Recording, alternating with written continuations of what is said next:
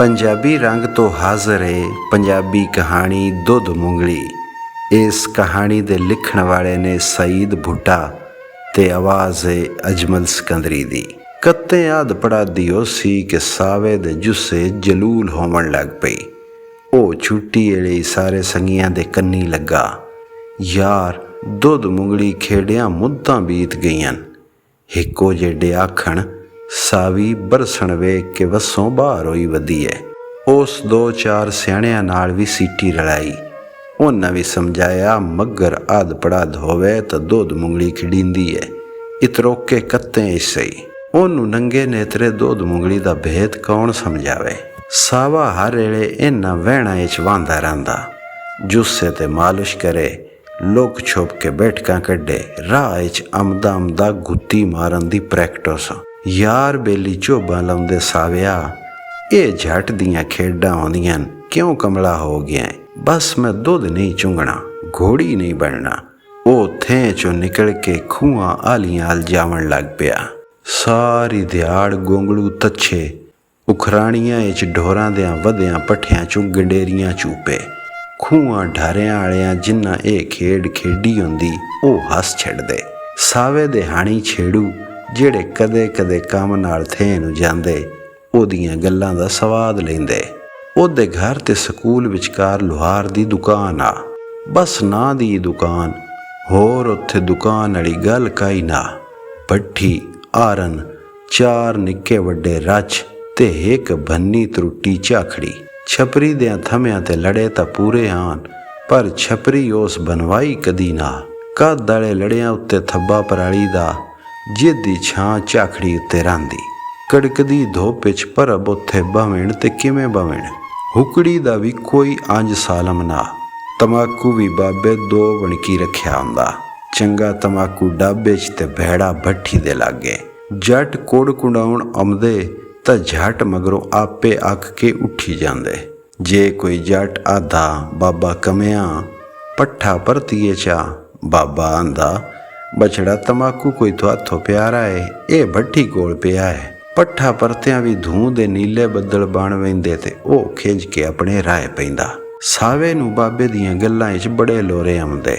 ओ it उत्ते बह जांदा, बाबे नू दातरियां दंदियां ते कुड़ कुंडदियां वेंदा रहिंदा। जदों आल दुआले कोई ना हुंदा तां पुछ लैंदा अज मग्घर नू कितवीं है। बाबे नू भी पक्की तारीख तां याद ना हुंदी।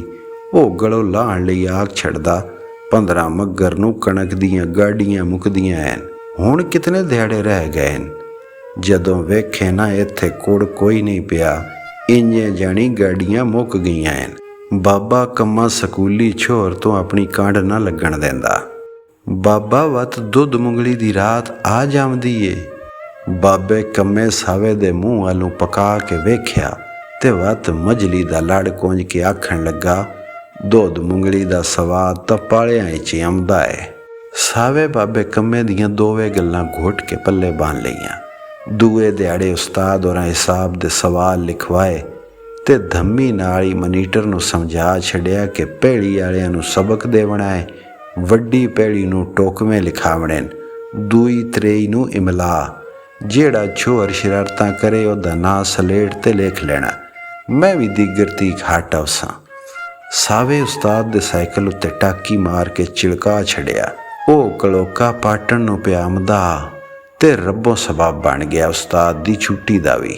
ਉਹ ਸਭ ਤੋਂ ਪਹਿਲੋਂ ਮਨੀਟਰ ਨੂੰ ਹੱਥ 'ਚ ਕੀਤਾ ਤੇ ਵੱਤ ਚੌਥੀ ਪੰਜਵੀਂ ਵਾਲੇ ਵੀ ਉਹਦੇ ਦੁਆਲੇ ਹੋ ਗਏ। ਇੱਕ ਟਾਟ ਉੱਤੇ ਦੋ ਜਮਾਤਾਂ ਦੇ ਬੈਠਣ ਨਾਲ ਕੁਝ ਸੌੜ ਜਿਹੀ ਹੋ ਗਈ ਤਾਂ ਉਹ ਆਪਣੀ ਜਾ ਛੱਡ ਕੇ ਆਪਣੇ ਬਸਤੇ ਦੇ ਉੱਤੇ ਹੋ ਕੇ ਬਹਿ ਗਿਆ।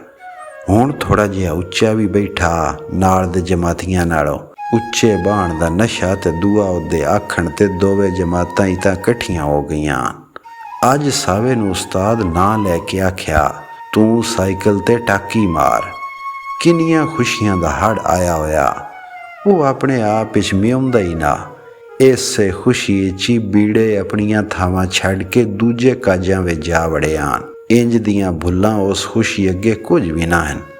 ਉਸ ਚੋਲੇ ਦੀ ਬਾਂਹ ਨਾਲ ਨੱਕ ਪੂਜ ਕੇ ਆਖਿਆ ਗਾਡੀਆਂ ਮੁੱਕਣ ਤਾਂ ਦੁੱਧ ਮੁੰਗਲੀ ਸ਼ੁਰੂ ਕਰੀਂਦੀ ਹੈ, ਪਾਲਿਆਂ 'ਚ ਦੁੱਧ ਮੁੰਗਲੀ ਦਾ ਸਵਾਦ ਆਉਂਦਾ ਹੈ। ਗਾਡੀਆਂ ਕਦੋਂ ਮੁੱਕਦੀਆਂ ਐਨ? ਕਿਸੇ ਨਾਲ ਦੇ ਛੋਰ ਪੁੱਛਿਆ। ਸਾਵੇ ਨੱਕ ਦੀ ਸ਼ੂਕਰ ਡੱਕ ਕੇ ਆਖਿਆ, ਜਦੋਂ ਬਾਬੇ ਕੰਮੇ ਦੀ ਦੁਕਾਨ ਉੱਤੇ ਕੁੜ ਨਾ ਪਏ ਹੋਣ। ਸਾਰੇ ਹੱਸ ਪਏ। ਉਹਨੂੰ ਇਸ ਗੱਲ ਦਾ ਨਸ਼ਾ ਵੀ ਨਾ ਟਿਕਣ ਦਿੰਦਾ ਕਿ ਇੱਕ ਵਾਰੀ ਮੇਰੇ ਆਖੇ ਦੋਵੇਂ ਕਲਾਸਾਂ ਇਕੱਠੀਆਂ ਹੋ ਗਈਆਂ। ਜਿਹੜੀ ਸੁਗਾਤ ਬਾਹਰੋਂ ਭਾਲਦਾ ਉਹ ਘਰੋਂ ਲੱਭ ਗਈ। ਫੱਤੇ ਨਿਆਣੀ ਉਹਦੀ ਮਾਂ ਨੂੰ ਦਸੇਂਦੀ ਪਈ ਆ, ਮੱਝ ਕੱਤੇ ਦੇ ਦਿਹਾੜੇ ਤਾਂ ਕੱਢ ਗਈ ਏ, ਹੁਣ ਭੈੜੀ ਮੱਘਰ ਨੂੰ ਸੂਸੀ, ਨਹੀਂ ਤਾਂ ਦੂਈ ਨੂੰ। ਸਾਵਾ ਸਾਰੀ ਦਿਹਾੜੀ ਨਾਈਆਂ ਦੀ ਮੱਝ ਸੂਣ ਕਾਣ ਦੁਆਵਾਂ ਮੰਗਦਾ ਰਿਹਾ। ਸਕੂਲ ਵਿੱਚ ਵੀ ਉਹਦੀਆਂ ਅੱਖਾਂ ਅੱਗੇ ਇੱਕ ਭੋਮਾ ਜਿਹਾ ਕੱਟਾ ਭੰਮਦਾ ਰਿਹਾ। ਉਸ ਛੁੱਟੀ ਵੇਲੇ ਘਰ ਵੰਜਣ ਤੋਂ ਪਹਿਲਾਂ ਨਾਈਆਂ ਹਾਲ ਜਾਤੀ ਗੱਤੀ। ਮੱਝ ਉਖਰਾਣੀ ਤੋਂ ਹਟ ਕੇ ਚਿਟਕੇ ਤੇ ਬੈਠੀ ਆ। ਸਜਾਵਲਾ ਨਾਈ ਅਠਨੂਣਾ ਬੈਠਾ ਹੁੱਕਾ ਪਿਆ ਛਿਕਦਾ। ਸਾਵਾ ਅਗਾਂ ਲੱਗ ਗਿਆ। ਨਾਈਆਂ ਦੀ ਦਵਾਈ ਨਾਲ ਸਾਵੇ ਦੀਆਂ ਵੀ ਰਲ ਗਈਆਂ ਤੇ ਦੂਈ ਮੱਘਰ ਨੂੰ ਮਾਈ ਸੂ ਪਈ। ਹੁਣ 15 ਮੱਘਰ ਤੀਕਰ 13 ਦਿਹਾੜੇ ਗਿਣਨੇ ਸੌਖੇ ਆ, ਪਰ ਸਾਵਾ ਤਾਂ ਇੱਕ ਝੱਟ ਵੀ ਗਿਣਦਾ। ਉਹ ਰੋਟੀ ਖਾਵਦਿਆਂ ਵੀ ਵਿੱਚ ਬਾਕੀ ਦਿਹਾੜੇ ਗਿਣ ਛੱਡਦਾ। ਮਾਂ ਵਾਰੇ ਜਾਂਦੀ ਕਿ ਵੱਡਾ ਹੋ ਕੇ ਹੋਰ ਵੀ ਲਾਇਕ ਬਣਸੀ। 15ਵੀਂ ਮੱਘਰ ਨੂੰ ਜਿਵੇਂ ਉਹਦੇ ਕਾਣ ਈਦ ਆ, ਉਹ ਸਿਆਣਾ ਜਿਹਾ ਮੂੰਹ ਬਣਾ ਕੇ ਨਿੱਕੀ ਭੇੜੀ ਤੋਂ ਵੱਡੇ ਛੋਰਾਂ ਤੀਕਰ ਇਹ ਗੱਲ ਚਿੰਤਾਉਂਦਾ ਰਿਹਾ ਕਿ ਅੱਜ ਦੁੱਧ ਮੁੰਗਲੀ ਖੇਡਣੀ ਹੈ। ਉਹਦੇ ਕਾਣ ਨਿਮਾਸ਼ਾਂ ਖੁਸ਼ੀਆਂ ਵੰਡਣੀਆਂ ਹਨ। ਉਹ ਗਲੀਆਂ ਵਿੱਚ ਕਈ ਵਾਰੀ ਘੋੜੇ ਵਾਂਗੂ ਹਿਣਕਿਆ। ਉਹਦੀ ਮਨ ਦੀ ਮੁਰਾਦ ਪੂਰੀ ਹੋਵਣ ਵਿੱਚ ਥੋੜਾ ਹੀ ਚਿਹਰਾ ਕਿੱਲਾਂ ਦਿਓ ਘੱਟ ਚਾੜਾਈ। ਹੱਥਾਂ ਤੌਣੀ ਕੁੰਜਦਿਆਂ ਤਾਈਂ ਉਹ ਮੀਂਹ ਲੱਥਾ ਕਿ ਪੈਰ ਧਰਨ ਦੀ ਥਾਰ ਹੀ ਨਾ। ਇਹ ਸਿਆਲੇ ਦੀ ਭੇੜੀ ਝੜੀ ਆ। ਕੱਖ ਕਾਨੇ ਵੀ ਕਿਸੇ ਅੰਦਰ ਸਾਂਭ ਕੇ ਨਾਹਨ ਰੱਖੇ ਹੋਏ। ਸਾਵੇ ਦੀ ਮਾਂ ਢਾਂਦੀ ਡਿੱਗਦੀ ਬਾਹਰਲੇ ਚੁੱਲ੍ਹੇ 'ਚੋਂ ਲੱਕੜੀ ਚਾਹ ਤਾਂ ਲਈਆਂ, ਪਰ ਸਿਨੀਆਂ ਲੱਕੜੀਆਂ ਏਡੀਆਂ ਠੋ ਕਿਵੇਂ ਬਣਨ। ਸਾਵਾ ਬੂਹੇ 'ਚ ਖਲੋ ਕੇ ਦੁੱਧ ਮੁੰਗਲੀ ਦੇ ਸੁਫਨੇ ਵਹਿੰਦਾ ਰਿਹਾ ਤੇ ਕਿਸੇ ਵੇਲੇ ਮਾਂ ਤੋਂ ਓਲੇ ਹੋ ਕੇ ਹਿਣਕ ਵੀ ਲਵੇ। ਮਾਂ ਨੇ ਉਹਨੂੰ ਠੱਡ ਲੱਗਣ ਦੇ ਡਰ ਤੋਂ ਰਜ਼ਾਈ ਵਿੱਚ ਵਾੜ ਛੱਡਿਆ। ਸਾਵਾ ਭੁੱਖਾ ਤੱਸਾ ਹੀ ਸੌਂ ਗਿਆ। ਕਈ ਦਿਹਾੜਿਆਂ ਤਾਈਂ ਗਲੀਆਂ 'ਚ ਪਾਣੀ ਖਲਾ ਰਿਹਾ। ਉਹਦਾ ਖੇਡ ਵਾਲਾ ਸੁਫਨਾ ਖੇਰੂ ਹੋਵਣ ਲੱਗ ਪਿਆ। ਸਾਵਾ ਹਰ ਵੇਲੇ ਨਿੰਮੂ ਝਾਣਾ ਜਿਹਾ ਰਾਣ ਲੱਗ ਪਿਆ। ਹਰ ਸ਼ੈ ਨੂੰ ਜਲਿਆਂ ਵਾਂਗੂ ਤੱਕੇ, ਜਿੱਥੇ ਜਿਹੜੀ ਸ਼ੈ ਵੇਖੇ ਵੇਖਦਾ ਹੀ ਰਹਿ ਜਾਵੇ। ਇੱਕ ਵਾਰੀ ਉਸ ਮਾਂ ਨੂੰ ਵੀ ਡਲਾ ਕੱਢ ਮਾਰੀ। ਅਖੇ ਮੈਂ ਰੱਤਾ ਹਾਂ, ਤੂੰ ਮੇਰਾ ਨਾਂ ਸਾਵਾ ਕਿਉਂ ਰੱਖਿਆ ਏ? ਮਾਂ ਉਹਨੂੰ ਹੱਥ ਫੇਰ ਕੇ ਸ਼ਾਹ ਹੋਰਾਂ ਕੋਲ ਲੈ ਗਈ। ਸ਼ਾਹ ਹੋਰਾਂ ਦੀ ਦੱਖ ਵੀ ਤਾਂ ਵੇਖਣ ਮੰਗਦੀ। ਉਹਨਾਂ ਦੇ ਸਾਹਵੇਂ ਵੱਡੇ ਵਾਬੀ ਵੀ ਨਾ ਕੁਸਕਦੇ। ਚਿੱਟੀ ਪਗੜੀ, ਸੋਹਣੀ ਲਿਲਣ ਦੀ ਚਾਦਰ, ਕਮੀਜ਼ ਨਾ ਦੁੱਧ ਵਰਗਾ ਚਿੱਟਾ ਤੇ ਨਾ ਹੀ ਗੂੜਾ ਰੰਗ, ਪੈਰੀ ਕਨਿਆਲੀ ਜੁੱਤੀ। ਟੁਰਨ ਲੱਗਿਆਂ ਪੀੜੀਆਂ ਤੋਂ ਲੜ ਹਟਦਾ ਤੇ ਇੰਜ ਲੱਗਦਾ ਜਿਵੇਂ ਕਾਲੀ ਢਾਲੀ ਦਾ ਲੜਾ ਰੰਧਿਆ ਹੋਵੇ। ਸਾਵੇ ਉਹਨਾਂ ਨੂੰ ਕਈ ਵਾਰੀ ਵੇਖਿਆ, ਪਰ ਹੁਜਰੇ 'ਚ ਪਹਿਲੀ ਵਾਰੀ ਗਿਆ। ਸ਼ਾਹ ਹੋਰਾਂ ਦੱਸਿਆ ਸਾਵੇ ਤੇ ਸਾਇਆ ਹੈ।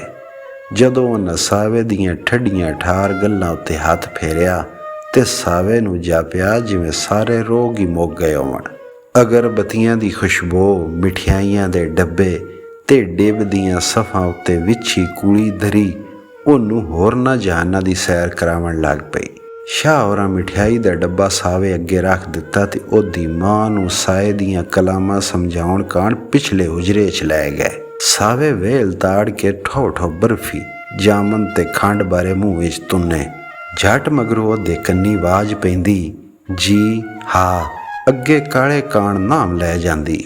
ਸਾਵੇ ਦਾ ਹੱਥ ਰੁਕਦਾ, ਪਰ ਕਿਸੇ ਦੇ ਜਾਤੀ ਨਾ ਪਾਵਣ ਪਾਰੋਂ ਮੁੜ ਵਗਾ ਤੱਕ ਸ਼ੁਰੂ ਹੋ ਪੈਂਦਾ। ਸਾਵੇ ਦੀ ਮਾਂ ਸਾਏ ਦੀਆਂ ਕਲਾਮਾਂ ਸਮਝ ਕੇ ਉਹਨੂੰ ਨਾਲ ਲੈ ਕੇ ਘਰ ਵੱਲ ਟੁਰ ਪਈ। ਸੁੱਕੀ ਠੱਡ ਸਾਵੇ ਦਾ ਨੱਕ ਨਾ ਹੀ ਪਿਆ ਰੁਕਦਾ। ਮਾਂ ਉਹਨੂੰ ਪਿਆਰ ਦਿੰਦਿਆਂ ਆਖਿਆ, ਸਾਵਿਆ ਤੂੰ ਭੈੜੀ ਕਲਾਮ ਨਾਲ ਹੀ ਘੁਲ ਜਾਵਣਾ ਹੈ। ਅੰਮਾ ਵੱਤ ਮੈਂ ਦੁੱਧ ਮੁੰਗਲੀ ਖੇਡ ਲਈ ਸਾਂ। ਉਹਦੀ ਮਾਂ ਦਾ ਢੁੱਡਰ ਛੁੱਟ ਗਿਆ ਤੇ ਪੁੱਤਰ ਨੂੰ ਵਲਦਾ ਦਿੱਤੇ ਬਿਨਾਂ ਕਾਲੀ ਵਿਹੜੇ 'ਚ ਵੜ ਗਈ।